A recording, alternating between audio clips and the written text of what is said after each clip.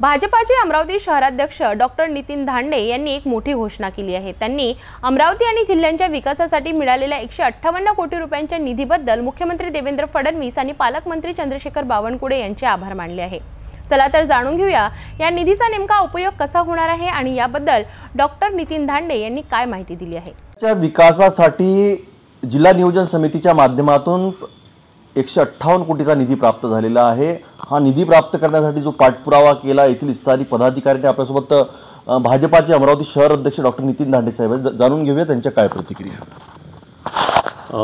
अमरावतीकरता हा जो निधी आला आहे याच्यासाठी मी सगळ्यात पहिले आपले माननीय मुख्यमंत्री आपले महाराष्ट्राचे लाडके नेते देवेंद्रजी फडणवीस आणि तसेच आपले जिल्ह्याचे पालकमंत्री चंद्रशेखरजी बावनकुळे यांचा मी आभार मानतो, यांचं अभिनंदन करतो की यांनी हा निधी आणला।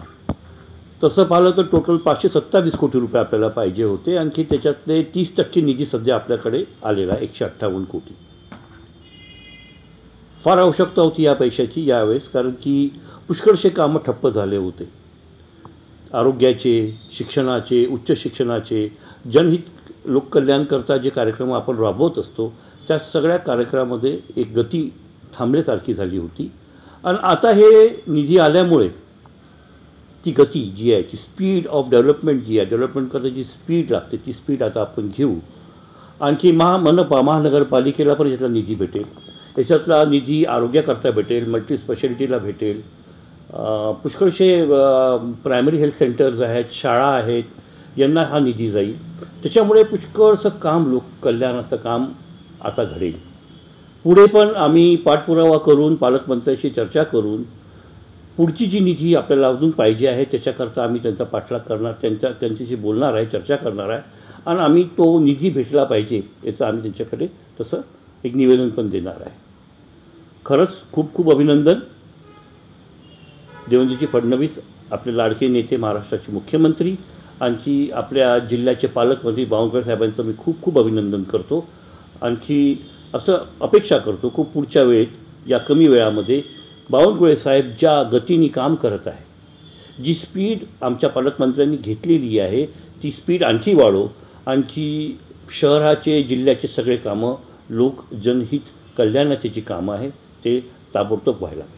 असं वाटतं आपल्याला की इथे कुठेतरी उद्योग आणि रोजगाराचे मार्ग उघडावे यासाठी अजून काही उद्योग आणि रोजगाराचे मार्ग उघडायला पाहिजेच आहे, कारण की त्याच्यासाठी पक्ष वेगळ्या लेवलवर प्रयत्न चालूच आहे। जसं आता IT फर्म आपल्या इथे MIDC IT पार्क येणार आहे। हा IT पार्क समजा येणार आहे म्हणजे याचं पुष्कळचं याचे जे इनिशियल फॉर्मॅलिटीज असतात त्या झालेल्या आहेत। इट इज ऑन द वर्ज ऑफ कमिंग। ते आल्यानंतर पुष्कळ लोकांना इथे नोकऱ्या भेटणार आहेत।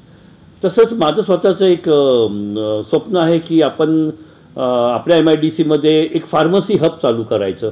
तर फार्मसी हब करताना आमचे प्रयत्न चालू आहेत, असंख्य कामं चालू केलेले आहेत, रस्त्यांचे कामं चालू आहेत, ब्रिजेस बनवणं चालू आहेत, जागोजागी डेव्हलपमेंट करत आहे पक्षाचं। आता त्यांची काही महत्त्वाच्या स्कीम्स आहेत गव्हर्नमेंटच्या त्या पण चालू होणार आहेत आणि रोजगार याच्यामध्ये भरपूर लोकांना भेटणार आहे। इंडस्ट्रियल डेव्हलपमेंट व्हायला पाहिजे हे फार महत्त्वाचं आहे। त्याच्यामुळे लोकांसाठी ज्या नोकऱ्या आहेत त्या सगळ्या आता हळूहळू भरपूर लोकांना नोकऱ्या भेटणार आहेत। तर अशा प्रकारे अमरावती जिल्ह्याला 158 कोटी रुपयांचा निधी मिळाल्याने विकासाच्या कामांना गती मिळण्याची अपेक्षा आहे। शहराध्यक्ष डॉक्टर नितीन धांडे यांनी यासाठी मुख्यमंत्री आणि पालकमंत्र्यांचे आभार मानले आहे आणि आता ही निधी योग्य प्रकारे वापरला जाऊन जिल्ह्याच्या गरजा पूर्ण होतील अशी आशा आहे।